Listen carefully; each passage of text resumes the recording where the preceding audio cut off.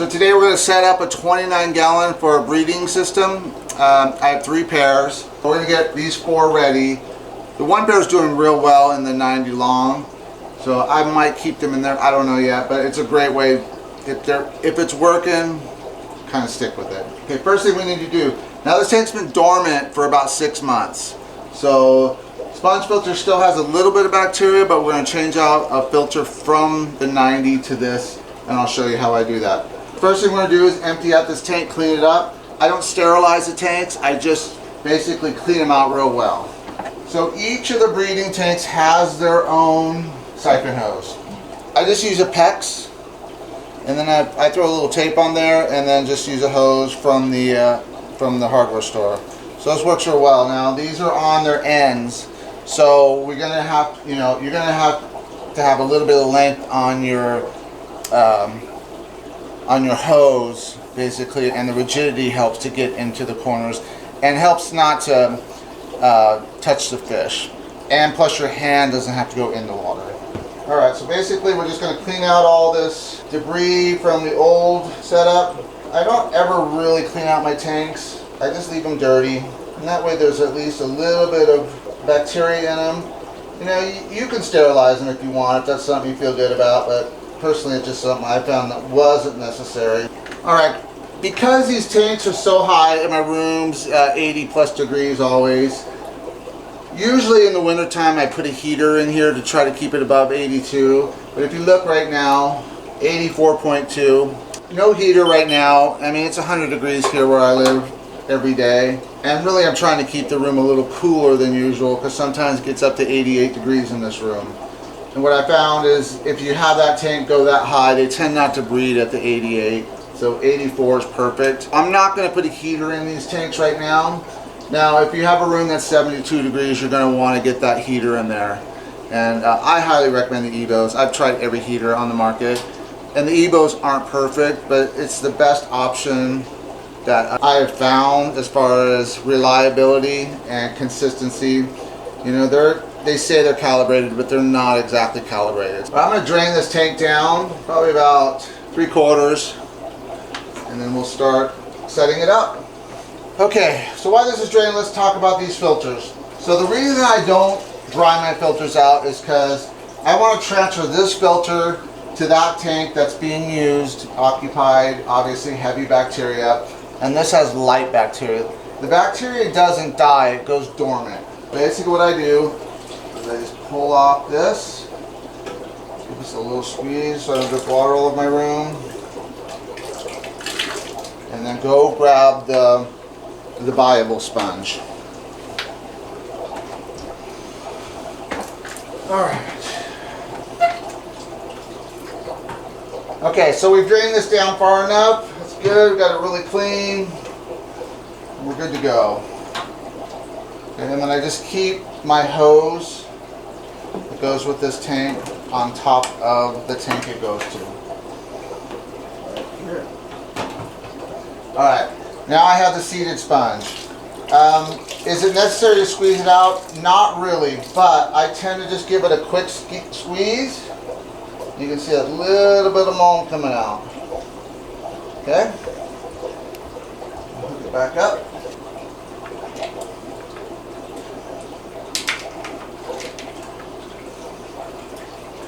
Okay, we're going to let that fill up.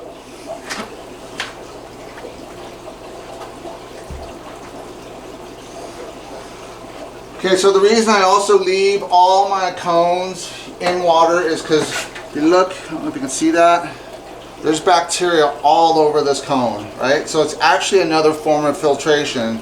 It's biological. Basically, you take it out, you got to reset it, and it just takes time. So by leaving it in the water, basically you're actually adding more filtration to your tank.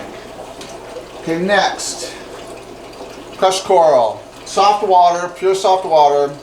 And then basically what I do is so these will be on my website soon. All this stuff will be on my website soon. If it's something you need now or more questions, just leave a comment. And then what I do is I just stick it to the front here. I want everything access here and not have to climb in the back to get it and disturb them. And then also, it allows me to monitor my crushed coral. if this tank drops into the high 4s or mid 4s, you will see this basically letting off a film. And that film basically is telling me that the water's too acidic. So this is a great monitor to let me know, and just monitor the tank as far as pH.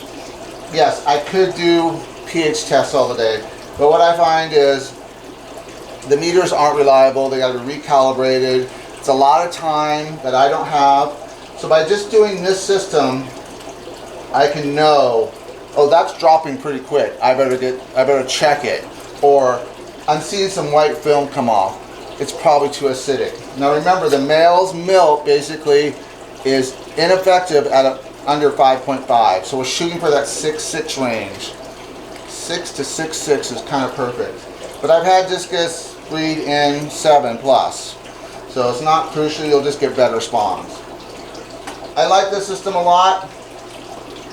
And then also on my filters, I use floating filters. Now I'm working on a new filter, but it won't be out for a while. And the reason I use the floating filters is, if you notice, I want my adjustment right here, so I know exactly, so I can adjust up or down. When they're not breeding, I crank it up a little bit to give oxygen. When they're breeding, it drops down so there's not so much current. And then what I do is, so you'll see the filters float. And that's what I want, because I don't want pressure being put on this and kinking this and then losing airflow. So basically what I do is, you look, more bacteria in there. You look, I just pull out the metal at the bottom. Now, I'm not saying to do this. It's just something I found is way easier for me.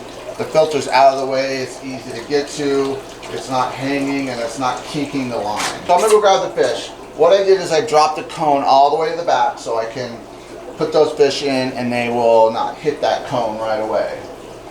Put it all the way to the back.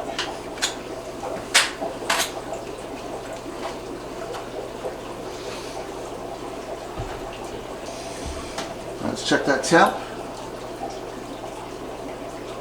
So dropping down to 82, whoops, 82 degrees. So that water going in is a little cooler, and that's fine. 80 degrees is fine. 82, good. 84, just try to keep it between 80 to 84 degrees. All right. And remember, we don't put the net in the water. We just drop the fish in. Okay. F1 Ika, sweet fish. Again, support the fish. Oops. Relax, support, and then no net in the water. And just drop it in. It really is the safest way, because if you put the net in the water, they want to drive into that net. So this is the hybrid cross, triple bar, and then by having it under your hand, basically supporting the fish, it relaxes. And then by just taking it and flipping it in and using your hand to open the net, you're not going to get fins or anything caught and cause damage to the fish. So they're ready to go. And that's about it for setting up a breeding tank. Pretty simple. The only thing I would say is if you have a cooler room, add a heater. But they're gonna, this tank will sit about 82 to 84 degrees always in this room. Also because of the height, it's up high. Now, when I'm changing water, I do not have to be on a ladder. The only reason I do a ladder is because maintaining the tank and putting the fish in just for safety. But because I use the system with the PEX, I can clean the tank from the ground. So it's not necessary. So I want to thank everybody, and especially the people that bought the 4-pack on my website. Sold out in a week. Unbelievable. 10 sales. So 40 fish sold in a week. There'll be a lot more coming. I do have some coupois that are 4-inch coupois right now that will be available. I'm debating whether to put them on the site or send them to the fish store locally. Leave a comment if it's something you want, if you're interested, and maybe I'll make a video on it. But setting up, real simple. 20 gallons work, you can use a 20. Take a 50, split it. All kinds of ways to do breeding tanks. It's just the way I do it. just because I have full control of this tank and can really monitor the fish closely.